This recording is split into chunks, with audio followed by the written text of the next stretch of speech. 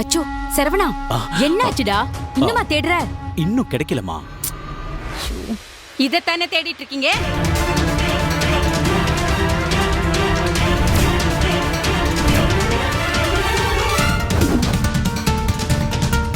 இவ்ளோ நேரமா இதத்தானே தேடிட்டு இருந்தீங்க?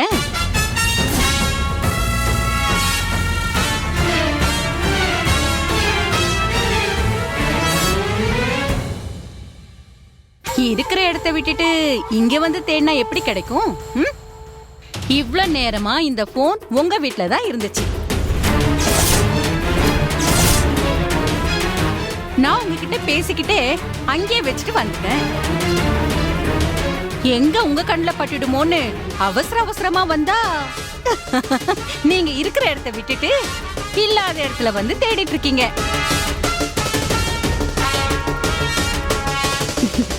அதெல்லாம் இல்ல கமலா. இப்ப நீயும் இல்ல, நிர்மலா அம்மாவும் வீட்ல இல்ல. பூஜா பாப்பா தனியா இருக்கும்ல, அதான் பாத்துக்கலான்னு வந்தோம். இத பாரு, உங்க 2 பேரை பத்தி எனக்கு நல்லாவே தெரியும். இனிமே என்ன ஏமாத்தியோ, எனக்கு எதிரா காய நகர்த்தணும், என்ன காட்டி கொடுக்கணும்னு எனக்கு தெரியாம ஏதாவது பண்ணணும்னு நினைச்சீங்க, அப்புறம் இந்த கமலாவோட வேற முகத்தை பாப்பீங்க. புரிஞ்சுதா?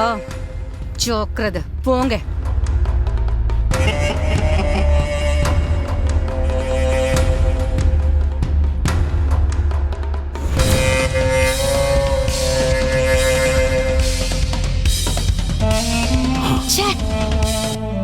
முதல்ல இவளுக்கு ஒரு முடிவு கட்டணும் சரவணா.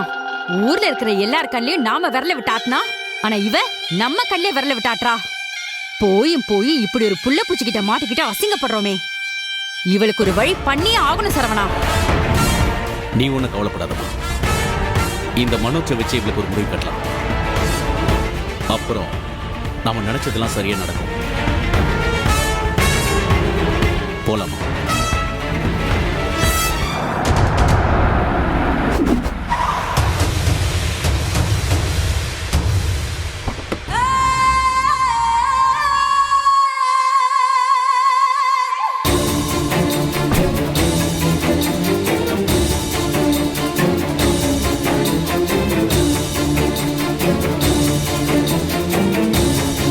இவ எதுக்கு இங்க வந்திருக்கா?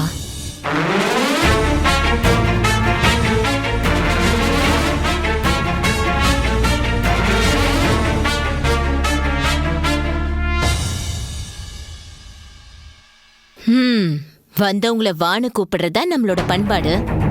அது வந்தவங்கள பொறுத்து இருக்கு. சரி, எதிரியாவே இருந்தாலும் வரவேற்றுட்டு தான் வரவு செலவு கணக்க பார்க்கணும்னு சொல்லுவாங்க.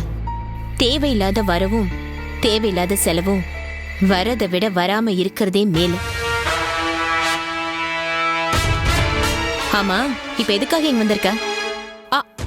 ஆஹா, நல்ல வரவேற்பு தான். தாட்சாயணி உண்டா இருக்கான்னு கேள்விப்பட்டேன். அதான் பாத்துட்டு போலான்னு வந்திருக்கேன். பாத்துட்டு மட்டும் போ. அது எப்படி சும்மா போவேன்? வந்ததுக்கு என் பங்குக்கு நான் ஏதாவது செய்யணும்ல.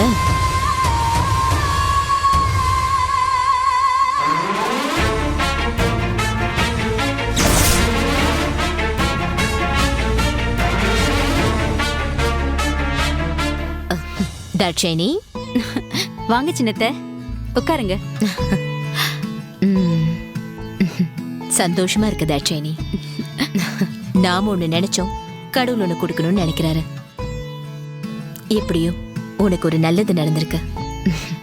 இங்க பாரு, இந்த நல்ல விஷயத்த கெட்டதுக்கு நம்ம யூஸ் பண்ண வேண்டாம். நீ நல்லா இருக்கல? நீங்க வந்துட்டீங்கல்ல, இனிமே நல்லா இருப்பேன். நான் வந்தாலும் வராட்டினாலும் நான் இருக்கிற வரைக்கும் நீ நல்லா இருப்ப. வரேன்னு ஏதோ சும்மா சொன்னீங்கன்னு நினைச்சேன். வந்துட்டீங்களே.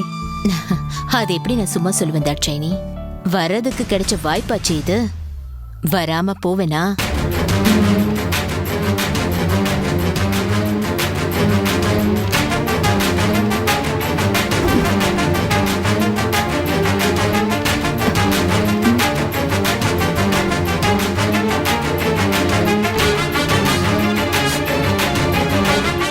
இங்க பாரு, குழந்தை பிறக்கிற வரைக்கும் யாரையும் நம்பாத.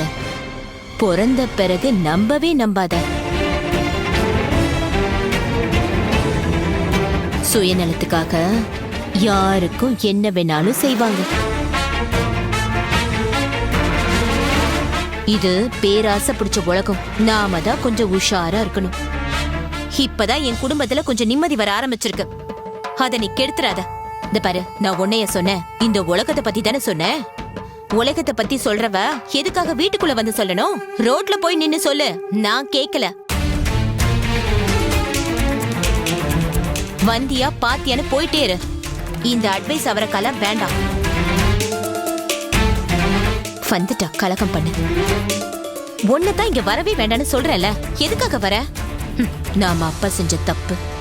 நாம 2 பேரும் அக்கா தங்கச்சியா பிறந்தது. நமக்குள்ள எந்த பந்த பாசமும் இல்லைனாலும் ரத்த பந்தம்னு ஒண்ணு இருக்குல்ல, அத நிலநாட்டவாவது நான் அடிக்கடி உன்கிட்ட வந்து ஞாபகப்படுத்திட்டு போலான்னு வந்தேன். உன் வீட்டுல இருக்கிறத அள்ளி போட்டுக்கிறதுக்காக வரல. நீ அள்ளிக்கிட்டு போனாலும் பரவாயில்ல, இப்படி கிள்ளி விட்டுட்டு போறதான் தப்பு. என்ன தேவானே, நீங்க 2 பேரும் அக்கா தங்கச்சி மாதிரியா பேசிட்டு இருக்கீங்க? அதனாலதான் பேசிட்டு இருக்கோம். இல்லனா நடக்கிறதே வேற. நீங்க 2 பேரும் ஏன் இப்படி எலியும் பூனையுமா இருக்கீங்கன்னு எனக்கு தெரியல.